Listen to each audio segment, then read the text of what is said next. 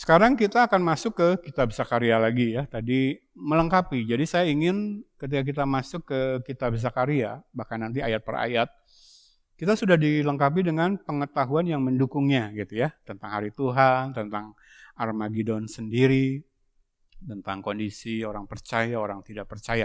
Nah, kita sekarang akan pelajari kronologis kejadian menjelang saat Armageddon dan setelah Armageddon terjadi dan kaitannya dengan kitab Zakaria. Dalam setiap poin yang saya presentasikan ada ayat-ayat yang menyertai. Ya, nanti jemaat bisa buka secara lengkap, kalau kita bacakan semua tidak cukup waktunya. Tapi dari ayat-ayat yang saya sertakan, perhatikan yang saya kasih tanda kuning. Itu khusus diambil dari kitab Zakaria. Oke, mulai dari yang pertama. Israel mengalami aniaya antikristus ya, 3,5 tahun aniaya besar.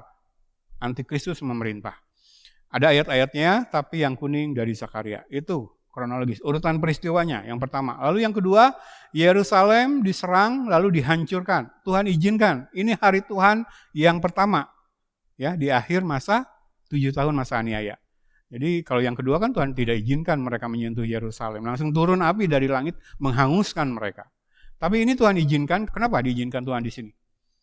Karena dalam rangka pendisiplinan bangsa Israel. Kan? Ya. Jadi konteksnya seperti itu. Urutan kedua Yerusalem dihancurkan. Lalu urutan ketiga orang-orang Yahudi melarikan diri dari Yerusalem dibantu oleh terjadinya perubahan secara topografis. Tuhan tetapkan 2/3 yang berhasil dibinasakan musuh Israel yang menyerang saat itu sampai ke Yerusalem, tapi ada yang berhasil melarikan diri. Ya, Tuhan menyebutkan juga menyinggung Tuhan Yesus di Matius pasal 24. Kita sudah pernah baca ayatnya. Nah, Tuhan mereka-rekakan, merancang-rancangkan kondisi topografis yang berubah, Tuhan yang mengubah, membantu mereka bisa melarikan diri. Tuhan akan jagai. Minggu lalu kita sudah baca dari kitab Daniel pasal yang terakhir, pasal 12, bahwa Tuhan sengaja mempersiapkan dan mengutus malaikat Mikail untuk menjagai ya bangsa Israel. Sisa-sisa yang memang Tuhan sudah tetapkan, mereka akan bertobat. Ya. Urutan kejadian yang keempat, sisa-sisa Israel berbalik kepada Allah, diampuni dan dikuduskan.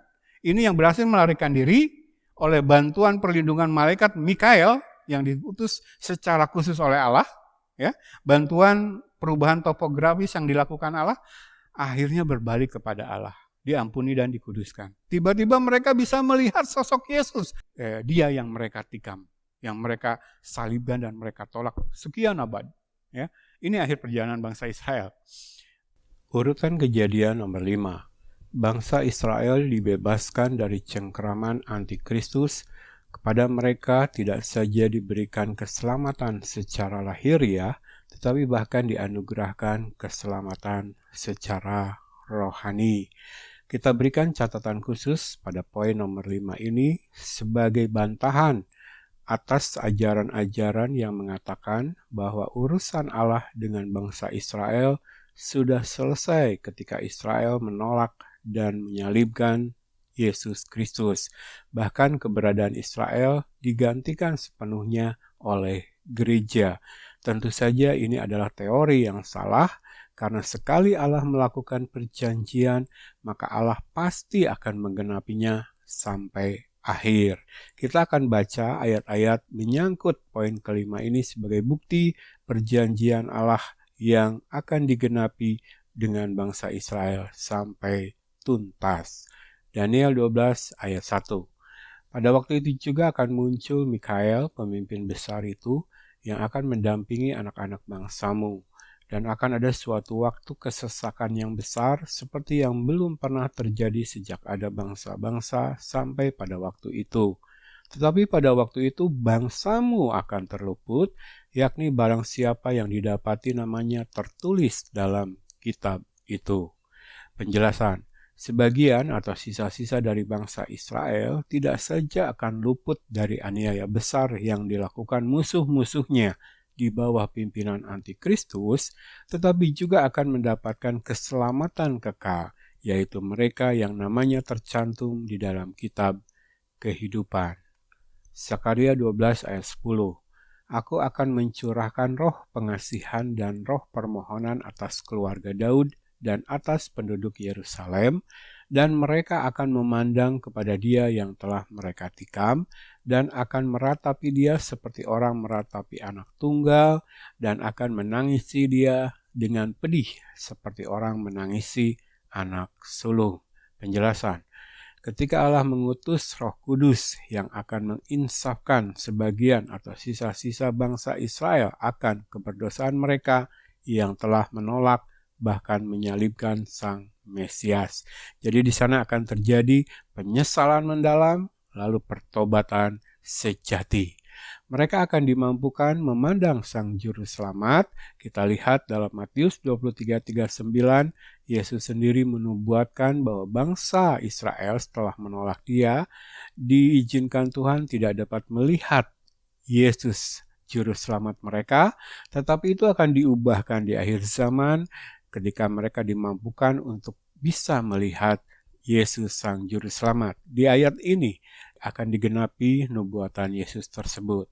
Kemudian mereka menyesali dosa mereka, bertobat, dan memohon belas kasihan Allah untuk memberikan pengampunan. Sakaria 13 ayat 1. Pada waktu itu akan terbuka suatu sumber bagi keluarga Daud dan bagi penduduk Yerusalem untuk membasuh dosa dan kecemaran. Penjelasan. Satu rujukan simbolis kepada karya penyucian dan pemurnian melalui penebusan oleh kematian Dia yang telah mereka tikam, yaitu Kristus. Lihat catatan di 1 Yohanes 1 ayat 7 yang menuliskan bagaimana darah Kristus melakukan penyucian itu. Ini juga merupakan rujukan langsung kepada perjanjian baru sebagaimana dinubuatkan dalam Yeremia 31 ayat 31 sampai 34, Yeskiel 36 ayat 25 sampai 32, Roma 11 ayat 26 sampai 29. Jadi tindakan Allah mendisiplinkan bangsa pilihannya dengan menggunakan bangsa-bangsa di bawah pimpinan antikristus untuk seketika mengalahkan Israel dan menduduki Yerusalem di akhir nanti, bahkan membinasakan 2/3 dari bangsa itu, merupakan babak terakhir dari rangkaian tindakan pendisiplinan selama berabad-abad atas bangsa Israel karena dosa Golgota. Syukur kepada Allah, semua itu berakhir dalam keselamatan dan kegembiraan dalam kebenaran dan kemuliaan kerajaan Yesus Sang Mesias. Terakhir, Roma 11 ayat 25 sampai 27. Sebab saudara-saudara, supaya kamu jangan menganggap dirimu pandai, aku mau agar kamu mengetahui rahasia ini. Sebagian dari Israel telah menjadi tegar sampai jumlah yang penuh dari bangsa-bangsa lain telah masuk. Dengan jalan demikian, seluruh Israel akan diselamatkan, seperti ada tertulis, dari Sion akan datang penebus, ia akan menyingkirkan segala kefasikan daripada Yakub.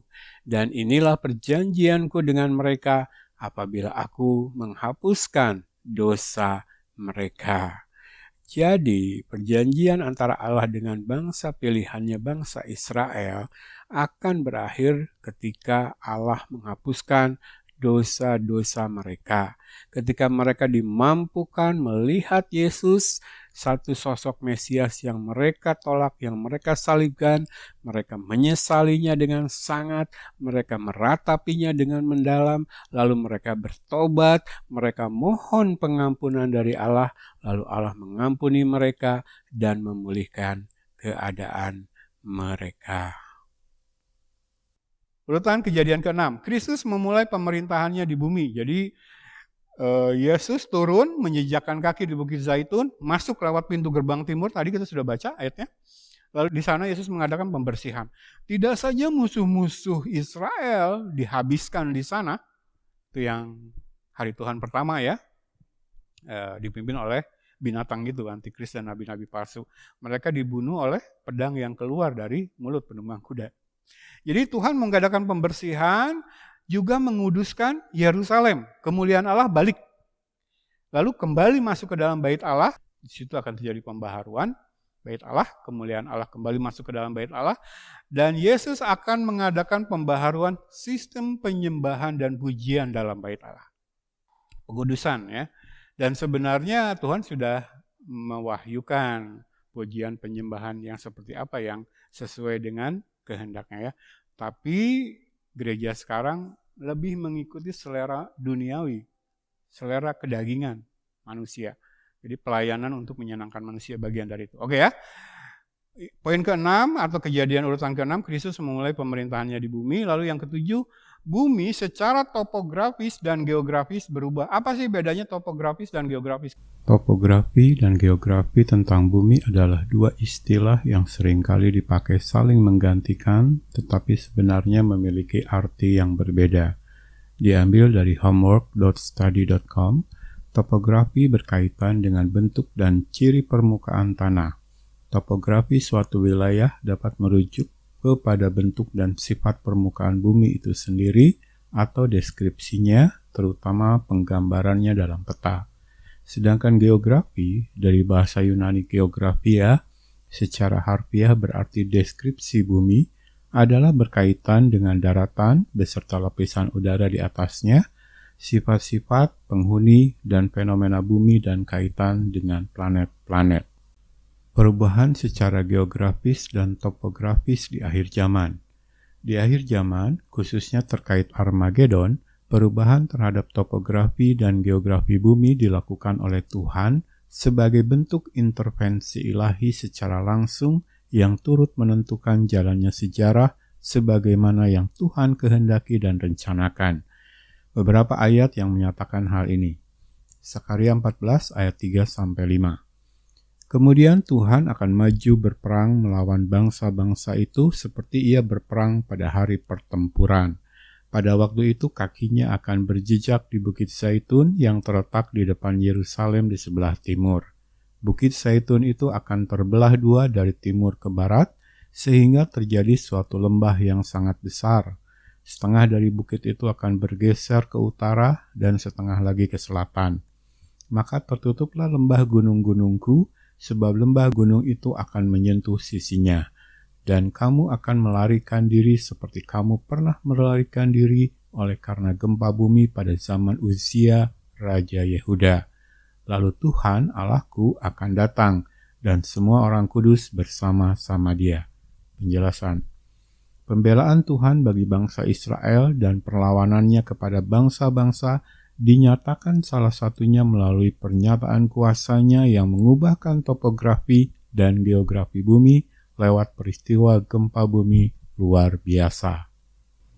Perubahan secara geografis dan topografis di akhir zaman. Bahkan memasuki Millennial Kingdom atau kerajaan 1000 tahun damai, akan terjadi perubahan topografi dan geografi bumi sedemikian di bawah pemerintahan Tuhan Yesus Kristus. Yesaya 2 ayat 2. Akan terjadi pada hari-hari yang terakhir, gunung tempat rumah Tuhan akan berdiri tegak di hulu gunung-gunung dan menjulang tinggi di atas bukit-bukit. Segala bangsa akan berduyun-duyun ke sana. Penjelasan. Berdiri tegak dan menjulang tinggi adalah ungkapan yang menyatakan tidak saja secara rohani akan menjadi pusat penyembahan segala bangsa, tetapi juga menunjukkan perubahan secara fisik. Lihat 2 Tawarik 33 ayat 15, Mika 4 ayat 1. Yehezkiel 47 mulai ayat yang pertama. Kemudian ia membawa aku kembali ke pintu bait suci, dan sungguh ada air keluar dari bawah ambang pintu bait suci itu dan mengalir menuju timur. Sebab bait suci juga menghadap ke timur.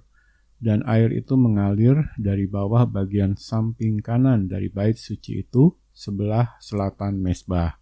Lalu diiringnya aku keluar melalui pintu gerbang utara, dan dibawanya aku berkeliling dari luar menuju pintu gerbang luar yang menghadap ke timur. Sungguh, air itu membual dari sebelah selatan. Lompat ke ayat 5. Sekali lagi ia mengukur 1000 hasta lagi. Sekarang air itu sudah menjadi sungai, di mana aku tidak dapat berjalan lagi, sebab air itu sudah meninggi sehingga orang dapat berenang, suatu sungai yang tidak dapat diseberangi lagi. Lompat ke ayat 9. sehingga kemana saja sungai itu mengalir, segala makhluk hidup yang berkeriapan di sana akan hidup. Ikan-ikan akan menjadi sangat banyak, sebab kemana saja air itu sampai, air laut di situ menjadi tawar, dan kemana saja sungai itu mengalir, semuanya di sana hidup. Maka penangkap-penangkap ikan penuh sepanjang tepinya, mulai dari En-Gedi sampai En-Eglaim. Penjelasan: aliran air mengalir dari bawah Bait Suci, lihat Yoel 3:18, mengalir ke timur menuju sungai Yordan, kemudian membelok ke selatan melalui kawasan Laut Mati, lihat ayat 7 dan 8. Sakaria 14 ayat 8 menyebut aliran ini mengalir dari Yerusalem ke barat, Laut Tengah, dan juga ke timur, Laut Mati. Munculnya aliran air ini bertepatan dengan kedatangan Yesus yang kedua kali di Bukit Zaitun. Lihat Sakaria 14 ayat 4, Kisah 1 ayat 11, yang akan memicu terjadinya gempa bumi besar sehingga menciptakan lembah luas di barat daya Yerusalem sehingga memungkinkan terjadinya aliran air. Dituliskan juga kemana aliran air sungai ini mengalir akan dipenuhi ikan-ikan, sehingga para penangkap ikan memenuhi tepinya. Ini adalah satu perubahan topografis dan geografis yang luar biasa. Jadi di akhir zaman Tuhan akan pakai kondisi ini untuk menggenapi rencananya. Jadi topografis, geografis Tuhan pakai sesuai dengan kehendaknya karena Dialah Sang Maha Pencipta. Kita sudah baca di ayat yang pertama minggu lalu, Sakaria 12 ayat yang pertama. Dia yang membentangkan, yang menciptakan segalanya. Ya, oke. Jadi bumi secara topografis dan geografis berubah. Nah, perubahan yang terjadi ketika Yesus memulai pemerintahannya di bumi, duduk di atas tahtanya di Zion, di Yerusalem, itu adalah perubahan topografis dan geografis pemulihan. Efek dari kutuk akibat kejatuhan Adam dan Hawa ke dalam dosa ditarik oleh Allah. Belum sepenuhnya dihilangkan kutuk, karena akan hilang nanti ya. Hilang sempurna kutuk itu di bumi baru, langit baru. Realitas sorga. Tapi di kerajaan 1000 tahun damai, efeknya ditarik oleh Tuhan. Nanti kita lihat ya. Oke, sampai di urutan peristiwa nomor 7. Kita lanjutkan. Urutan peristiwa berikutnya, panen melimpah. Ini ya. Perubahan geografis dan perubahan topografis memasuki kerajaan 1000 tahun damai itu membuat kehidupan dunia tentram lagi, sejahtera lagi, tidak ada gagal panen lagi. Karena hujan awal, hujan akhir di tanah Israel pun sudah teratur datang, sebagaimana Tuhan menciptakannya di awal. Poin yang ke-9, urutan peristiwa yang ke-9, dilaksanakannya kembali hari raya, tahun baru, Paskah, dan Pondok Daun. Ada 3 perayaan hari besar di kerajaan 1000 tahun damai. 2, hari raya Paskah dan Pondok Daun diambil dari perjanjian lama.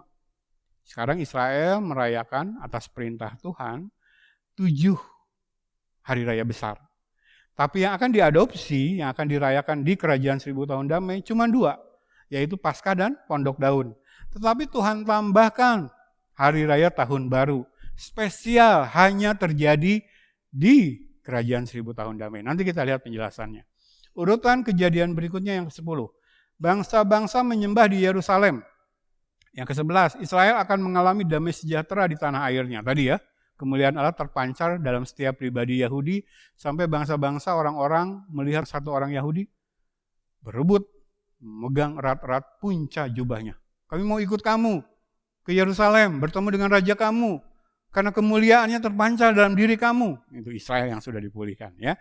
Israel akan mengalami damai sejahtera di tanah airnya. 12, Kristus memerintah atas dan menghakimi semua bangsa. Ya. Jadi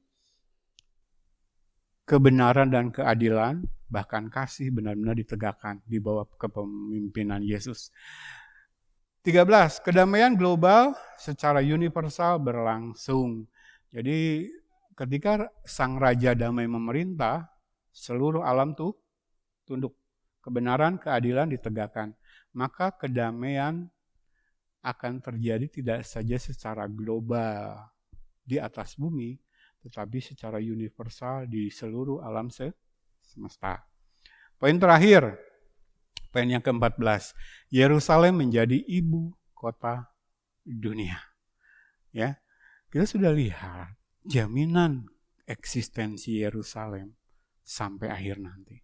Dia tidak hanya akan menjadi ibu kota negara Israel, tidak hanya jadi sekedar kota kudusnya bagi kita orang percaya, tapi dia akan dijadikan ibu kota dunia. Ini ayat-ayatnya saya sertakan dan perhatikan yang saya kasih warna kuning. Semua saya ambil dari kitab Zakaria ya, termasuk dari list yang sebelumnya 1-7. Ada yang warna kuningnya yang saya ambil dari kitab Zakaria. Artinya seluruh event-event dalam kronologis Armageddon sampai akhir, masuk ke dalam kerajaan 1000 tahun damai, kitab Zakaria memuat itu. Maka sekarang kita tidak heran, jemaat tidak akan heran kalau kitab Zakaria itu disebut sebagai kitab wahyunya perjanjian lama. Sebagaimana kitab wahyu yang ditulis Yohanes dalam perjanjian baru, memuat rincian yang begitu detail tentang peristiwa eskatologi, kita lihat. Ya, kitab Zakaria seolah-olah kitab wahyunya perjanjian lama. Semua event penting dalam eskatologi sampai masuk kerajaan 1000 tahun damai, Zakaria memuatnya. Ya, saya kasih tanda kuning. Oke, lanjut. Kita agak cepat. Nah, dari poin yang terakhir, saya balik dulu sebentar. Poin terakhir, Yerusalem menjadi ibu kota dunia. Dari ayat-ayat yang banyak yang saya sertakan, termasuk dari Zakaria, saya rindu pagi ini kita membuka satu ayat. Ya. Jadi poin yang terakhir dalam kronologis kejadian ini, yang ke-14, Yerusalem menjadi ibu kota dunia, di situ ada Mika pasal yang ke-4. Kita akan baca ayat pertama sampai ayat yang ke-4. Ada satu hal istimewa yang kita bisa tangkap. Ketika Yesus bertahta di bumi, memerintah dari Yerusalem, lalu Yerusalem menjadi ibu kota dunia, bangsa-bangsa berebut datang ke sana, mengejar Yesus. Apa satu hal yang bisa kita tarik dari situasi ini? Kita baca ya. Demikian firman Tuhan. Akan terjadi pada hari-hari yang terakhir, gunung rumah Tuhan akan berdiri tegak mengatasi gunung-gunung dan menjulang tinggi di atas bukit-bukit. Bangsa-bangsa akan berduyun-duyun ke sana. Untuk apa? Untuk menyembah Yesus. Tapi ada hal apa yang mereka kejar? Selain melunakkan hati Yesus. Tadi kita sudah baca. Ayat 2. Dan banyak suku bangsa akan pergi serta berkata, mari kita naik ke gunung Tuhan, ke Yerusalem, ke rumah Allah Yakub. Supaya apa? Supaya Ia mengajar kita tentang jalan-jalannya dan supaya kita berjalan menempuhnya. Sebab dari Sion akan keluar pengajaran dan firman Tuhan dari Yerusalem. Ia akan menjadi hakim antara banyak bangsa dan akan menjadi wasit bagi suku-suku bangsa yang besar sampai ke tempat yang jauh. Mereka akan menempa pedang-pedangnya menjadi mata bajak dan tombak-tombaknya menjadi pisau pemangkas. Bangsa tidak akan lagi mengangkat pedang terhadap bangsa dan mereka tidak akan lagi belajar perang. Tetapi mereka masing-masing akan duduk di bawah pohon anggurnya dan di bawah pohon aranya dengan tidak ada yang mengejutkan, sebab mulut Tuhan semesta alam yang mengatakannya. Firman Tuhan menjamin kondisi ini terjadi ketika kerajaan 1000 tahun damai berlangsung. Jadi senjata-senjata itu diubah menjadi alat pertanian. Mereka tidak akan melawan lagi, bangsa melawan bangsa tidak akan ada lagi. Dikatakan mereka masing-masing duduk di bawah pohon anggurnya dan di bawah pohon aranya. Tidak ada hal yang mengejutkan, tidak ada peperangan, tidak ada polusi, tidak ada kematian karena penyakit yang aneh-aneh. Ya, efek kutub ditarik oleh Tuhan. Tidak ada perubahan iklim ekstrim. Kita dapat efek cuaca apa? Kemarin panas. Namanya apa? El Nino. Tidak lagi El Nino dan nama-nama lain yang sebenarnya namanya bagus. Tapi diberikan kepada bencana alam ya, akibat perubahan iklim. Tidak ada lagi yang mengejutkan. Mereka masing-masing duduk di bawah pohon anggurnya, di bawah pohon aranya. Apa yang mereka lakukan? Di bawah pohon anggur dan pohon ara mereka. Tentu saja menikmati buahnya dengan nikmat dengan sejahtera sukacita. Tapi selain itu apa yang mereka lakukan? Di bawah pohon-pohon itu. Belajar kebenaran. Coba baca lagi yang warna kuning. Untuk apa bangsa-bangsa ke Yerusalem? Mari kita naik ke gunung Tuhan, ke rumah Allah Yakub, supaya Yesus sendiri, Allah sendiri mengajar kita tentang jalan-jalannya, dan supaya kita berjalan menempuhnya. Maka tidak ada lagi perang, tidak ada lagi kebencian, tidak ada lagi permusuhan. Kasih benar-benar ditegakkan ketika kebenaran ditegakkan. Damai sejahtera muncul ketika kebenaran ditegakkan. Lewat pengajaran firman. Di mana ada kebenaran, di sana akan tumbuh damai sejahtera.